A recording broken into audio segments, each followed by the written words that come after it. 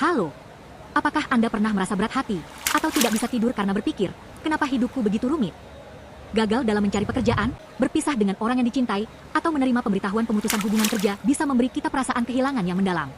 Beberapa orang merasa hidup mereka seolah-olah rusak, dan mereka diliputi keraguan, apakah saya bisa pulih? Di 1 Raja-Raja pasal 17, seorang wanita mengalami keputusasaan yang mendalam seperti ini. Di tengah kekeringan parah, satu-satunya anak laki-laki dari seorang janda, yang merupakan segalanya baginya dan satu-satunya harapannya, tiba-tiba meninggal. Dia berteriak dalam keputusasaan, seolah-olah semua penderitaan ini adalah karena Nabi Elia.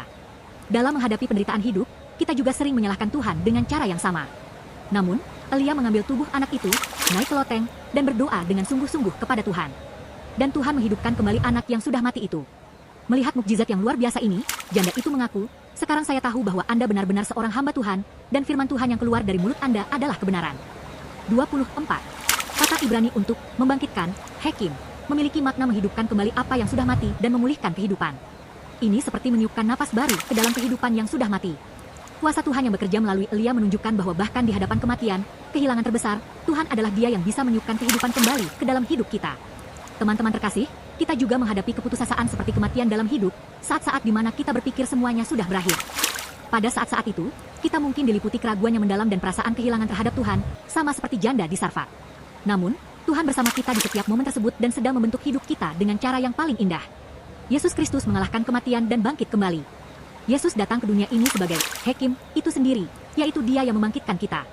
Kepada kita yang terhuyung-huyung dalam penderitaan kehilangan dan rawa keraguan, Yesus berkata, "Akulah kebangkitan dan hidup. Orang yang percaya kepadaku, meskipun ia mati, akan hidup." Yesus adalah kuasa Tuhan untuk membangkitkan kembali hidup kita yang rusak dan membantu kita mengatasi kehilangan dan keraguan. Apakah hidup Anda terasa seperti kematian sekarang? Atau apakah Anda berpikir semuanya sudah berakhir? Taruh beban berat Anda di kaki Yesus Kristus, yang akan membangkitkan Anda, dan undang Dia ke dalam hidup Anda. Dan saya berharap Anda akan mengalami pemulihan luar biasa yang Dia curahkan ke dalam hidup Anda.